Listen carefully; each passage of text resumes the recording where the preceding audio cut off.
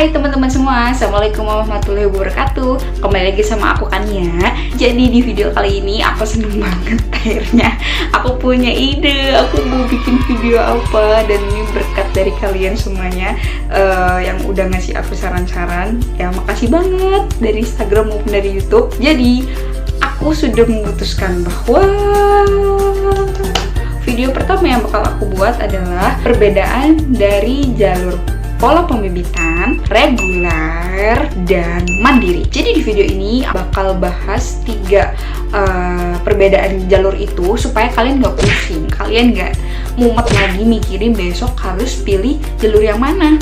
Dan itu berpengaruh gak sih sama nanti proses pembelajaran kalian?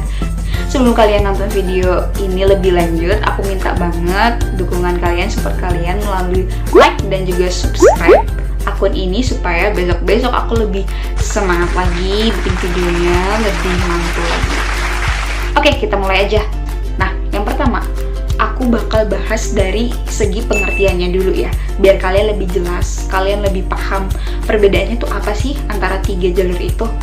Nah, untuk pengertiannya, yang pertama itu kita mulai dari yang polbit dulu ya. Kepanjangan dari polbit itu kan pola pembibitan nih.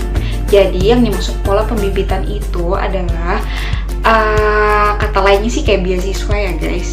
Jadi polbit itu sebenarnya beasiswa dari pemerintah. Nah, jadi jalur polbit ini ya kan, ya yang tadi kayak aku bilang itu kayak jalur beasiswa gitu ya guys. Jadi jalur beasiswa dimana ya tesnya lebih sulit, tesnya bakal lebih banyak dan lebih sulit. Terus selain itu juga bakal diperebutkan sama banyak orang dan kuotanya pun nggak banyak.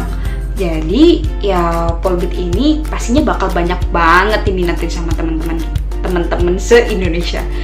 Dan terus uniknya lagi dari pola pembibitan ini, nggak semua instansi buka jurusan polbit yang sama. Jadi misalnya nih di kampus yang misalnya di Surabaya, di Politeknik Penemangan Surabaya buka jalur polbit hanya untuk jurusan A dan B. Nanti beda lagi kalau misalnya di Poltek Bank Makassar, nanti dia bisa buka jalur polbit untuk jurusan R dan S. Jadi bener-bener sangat bervariasi dan kita nggak bisa memilih sesuai dengan jurusan yang emang kita tuju gitu. Di polbit ini emang nggak buka untuk semua jurusan. Yang dibuka untuk polbit ini sepenuhnya ditentukan oleh kementerian ya guys. Jadi mereka yang menentukan nih kira-kira personil mereka itu kurang di jurusan apa aja. Karena nanti pada saat karena di sini kata kuncinya beasiswa, jadi pada saat nanti mereka lulus dari kampus, dari alma mater, mereka itu nggak lagi cari-cari pekerjaan sesuai sesuka hati mereka karena mereka sudah terikat kontrak menjadi seorang CPNS. Nah terus kalau untuk jalur reguler, jadi jalur reguler ini sebenarnya jalur yang sudah dijalankan dalam beberapa waktu belakang ini. Jadi jalur reguler itu dia jurusannya itu ditentukan berdasarkan kesepakatan kementerian dan juga instansi. Mereka membutuhkan jurusannya seperti jurusan apa aja kayak gitu. Dan di sini kuotanya dibuka lebih banyak daripada pola pembibitan.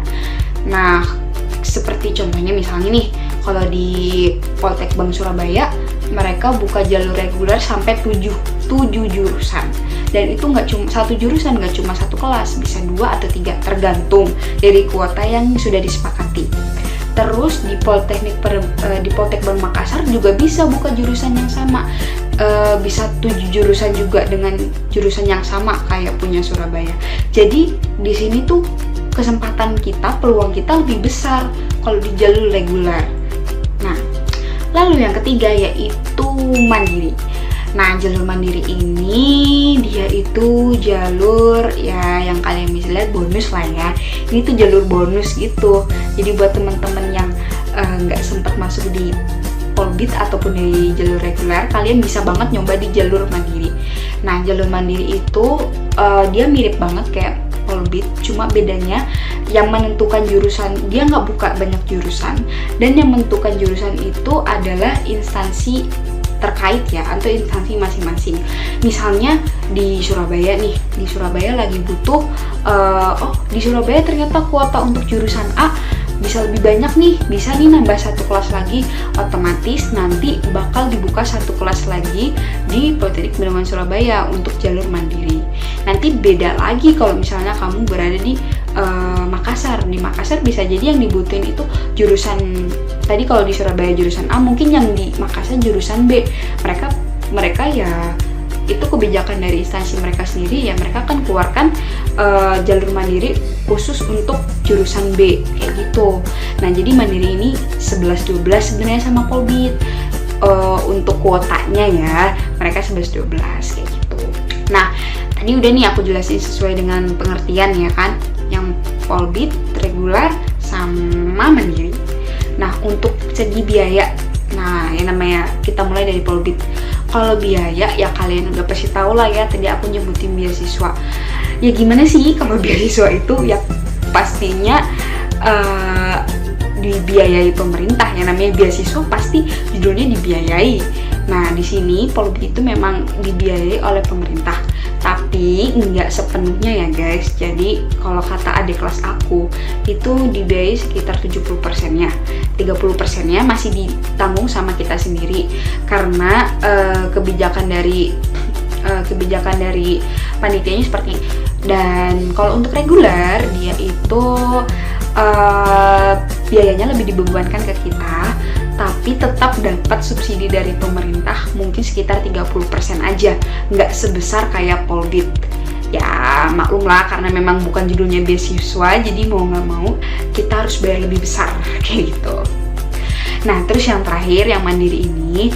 Kalau yang mandiri ini dia adalah kelas tambahan. Ya kayak tadi aku bilang, ini adalah kelas tambahan. Jadi pemerintah tidak mencanangkan jalur ini. Jadi presentasinya sih kurang lebih ya, mungkin pemerintah akan memberikan subsidi atau bantuan mungkin sekitar 5% aja, jadi nggak terlalu banyak kayak gitu. Pengertian udah, biaya udah. Nah, yang terakhir nih, jadi dari segi jadwal ya, jadwal pelaksanaan tes di masing-masing jalur itu beda-beda. Nah, kalau untuk yang Polbit ada 6 tahap. Kalau yang jalur reguler punya 5 tahap, dan untuk yang mandiri itu tergantung ya guys, tergantung dari instansi masing-masing. Dan untuk pelaksanaannya, Polbit dan reguler dilaksanakan secara serentak. Namun mandiri itu tergantung sama instansi, dia bisa dijadwalkan kapan aja. Nah, terus ini tambahan ya guys, buat informasi buat kalian. Gimana sih cara daftar? Kalau aku mau pilih Polbit harus daftar di mana? Kalau aku pilih reguler harus daftar di mana? Mandiri harus daftar di mana? Kalau Polbit sama reguler itu daftarnya semuanya dari website www.cipecatar.debhub.go.id. Semuanya mulai dari situ ya. Pemasukan seleksi berkas dan pembuatan akun semuanya kalian lakuin di situ. Sedangkan kalau mandiri itu kalian lakuin di website instansi masing-masing. Jadi kalian harus benar-benar mantengin informasi-informasi dari instansi-instansi yang emang kalian targetkan ikut jalur mandirinya kayak gitu. Jadi aku saranin untuk kalian yang emang niat banget buat masuk ke sekolah kedinasan, aku saranin emang kalian ikutin dari dari jalur Polbit dulu. Nanti kalau misalnya kalian dari jalur Polbit udah gagal di tahap awal, kalian masih punya kesempatan untuk ikut di jalur reguler. Jadi nanti untuk Polbit karena ada 6 tahap, sedangkan reguler punya 5 tahap. Jadi di tahap pertamanya Polbit itu, pada saat misalnya kalian gagal di tahap pertamanya Polbit, kalian bisa langsung daftar di tahap pertamanya reguler. Nah, jadi nanti tahap keduanya Polbit dan tahap pertamanya reguler akan dilaksanakan secara serentak. Nah, jadi buat teman-teman yang emang mau mencoba, aku saranin sih kalian bener-bener nggak apa-apa ikut aja dari jalur Polbit, tapi kalian harus tahu banget itu jurusannya sesuai sama minat kalian apa enggak. Karena yang namanya beasiswa, kalau misalnya yang kalian tahu ya, kalau beasiswa nggak kalian manfaatin sebaik-baiknya pada saat kalian menuntut ilmu, itu bener-bener bakal sayang banget dan konsekuensinya besar. Karena ini kalian kalau polbit itu udah terikat kontrak sama pemerintah. Jadi kalau misalnya nanti di tengah jalan kalian buntu atau segala macem atau sampai nggak betah, itu bakal merugikan diri kalian sendiri. Jadi aku minta buat kalian supaya kalian lebih memikirkan matang-matang lagi, kalian mau pilih yang mana kayak gitu. Nah, jadi segitu dulu video tentang gimana perbedaan polbit, reguler, dan juga mandiri. Dan untuk video selanjutnya aku bakal bahas tentang tahapan-tahapan seleksi si pencatat berdasarkan pandangan aku, apa yang aku alamin, dan juga pengalaman-pengalaman dari junior-junior aku yang ikut si pencatat 2018 dan 2019. Jadi makasih banget udah nonton video ini. Jangan lupa subscribe dan jangan lupa juga untuk like supaya aku lebih semangat lagi. Makasih banyak ya semuanya udah nonton. Sampai ketemu di video selanjutnya. Assalamualaikum warahmatullahi wabarakatuh. Dadah.